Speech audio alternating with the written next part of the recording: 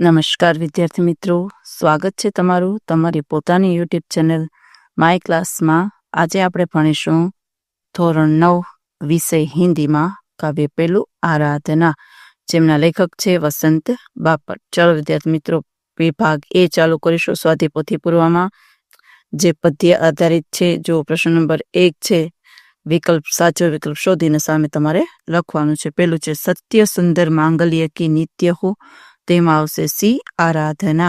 બીજું માનવ કી એકતા ही पूर्ण हो, તેમાં આવશે ડી કલ્પના।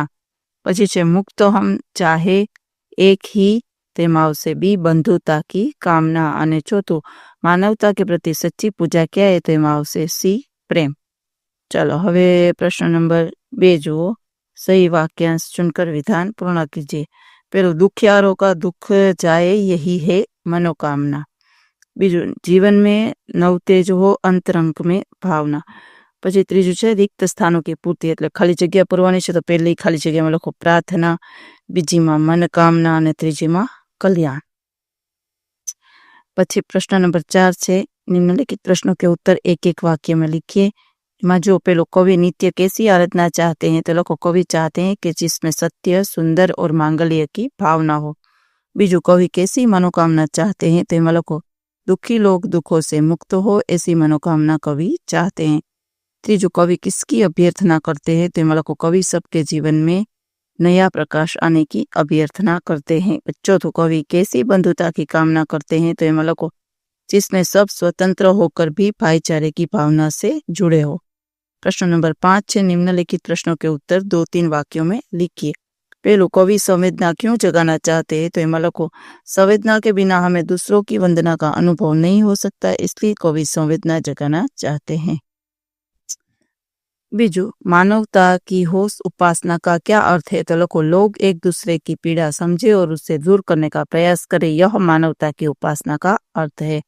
प्रश्न नंबर 6 निम्नलिखित प्रश्नों के उत्तर 4-5 वाक्यों में लिखिए। तो लोगों कवि कैसे मांगल्य की आराधना करते हैं, तो लोगों मांगल्य अर्थात सबका कल्याण कवि चाहते हैं। कवि चाहते हैं कि सब लोग सत्य के मार्ग पर चले, सबके मन में सुंदर विचार आए और सब एक दूसरे के कल्याण की बात सोचे। इसी तरह कवि सबके कल्याण की कामना करते हुए मांगल्य की आराधना करते हैं। बीजू कवि के अनुसार इसके दुख दूर होने चाहिए, तो लोगों कवि के अनुसार लोगों के जीवन में तरह तरह के दुख हैं, इन दुखों से छुटकारा पाने का उन्हें कोई मार्ग नहीं सूझता, उन्हें दूसरों को सहानुभूति भी नहीं मिलती, वे स्वयं अपने दुखों से मुक्त नहीं हो सकते, ऐसे असहाय लोगों के दुख दूर होने चाहिए। चलो હવે ત્રીજો પ્રશ્न जो कवि भेदों को नाश करने की बात क्यों करते हैं, तो लोगों संसार में विज्ञान में बहुत उन्नति कर ली है, फिर भी दुनिया में ऊंच नीच जाति पाति अमीर गरीब आदि कई भेद है। इन भेदभाव के कारण मानव समाज में ईर्ष्या द्वेष और संघर्ष है, इनके कारण मानव एकता में बाधाएं आती है और हमारा विश्व बंधुत्व का सपना पूरा नहीं होता, इसलिए कवि इन भेदों को नाश करने की बात करते हैं। चलो विद्यार्थी मित्रों, હવે છે 7मो प्रश्न पद्यांश को ध्यानपूर्वक पढ़कर नीचे दिए गए प्रश्नों के उत्तर लिखिए। पहला प्रश्न, कवि किसकी मनोकामना चाहता है, तो लिखो कवि दुखियारों का दुख जाने की मनोकामना चाहता है। પછી બીજું कवि किससे परखने के लिए संवेदना जगाना चाहता है, तो लोगों कवि वेदना को परखने के लिए संवेदना जगाना चाहता है। तीजू दुर्बलों के रक्षा किसकी साधना होनी चाहिए, तो लोगों दुर्बलों के रक्षा पौरुष की साधना होनी चाहिए।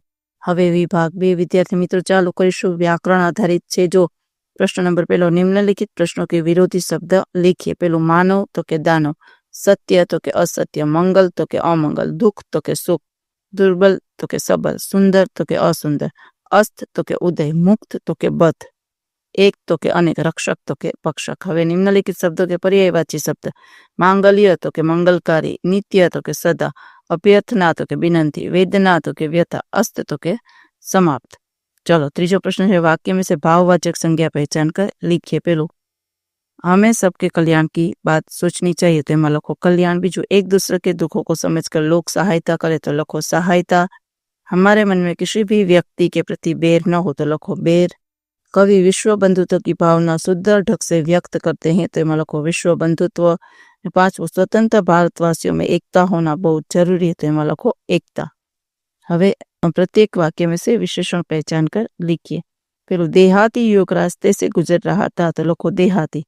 बीजू पीड़ा का अनुभव तो बहादुर लोगों को भी करना पड़ता है, तो लिखो बहादुर। तीजू मंदिर में भगवान भक्तों की भीड़ इकट्ठी हो गई, तो लिखो श्रद्धावान भक्तों की भीड़ इकट्ठी हो गई, तो लिखो श्रद्धावान। चौथो आराधना करते हुए भक्तजनों ने लोगों के लिए मंगल कामनाएं की, तो लिखो मंगल। पांचवा प्रश्न, प्रत्येक वाक्य में से कर्तुवाचक संज्ञा पहचान कर लिखिए। कवि सत्य, शिव और सुंदर के आराधक है, तेमा आवशे आराधक। बीजो दुर्बलों के रक्षक साहस करने वाले लोग होते हैं, तेमा लखो रक्षक। हम चाहते हैं कि सब एक दूसरे के हितैषी हो, तेमा लखो हितैषी। और चौथो, हम सब मनुष्यता के पुजारी बने तभी स्वर्ग धरती पर उतरेगा, तेमा लखो पुजारी। अब प्रश्न नंबर 6 है, निम्नलिखित शब्दों के उपसर्ग पहचान कर लिखिए। प्रार्थना, तो लिखो प्र प्लस अर्थना। दुर्बल, तो दु प्लस बल। अभ्यर्थना, तो अभि प्लस अर्थना। चौथुं संवेदना, तो संवत वेदना। पांचमो अनुभव, तो अनु प्लस भव। चालो विद्यार्थी मित्रों, आजना विडियो लेक्चर में आटલું। जो तमने आ विडियो गम्यो तो लाइक करशो, तमारा मित्र साथे शेर करशो, मारी चेनल ने सब्सक्राइब पण करशो। आवजो।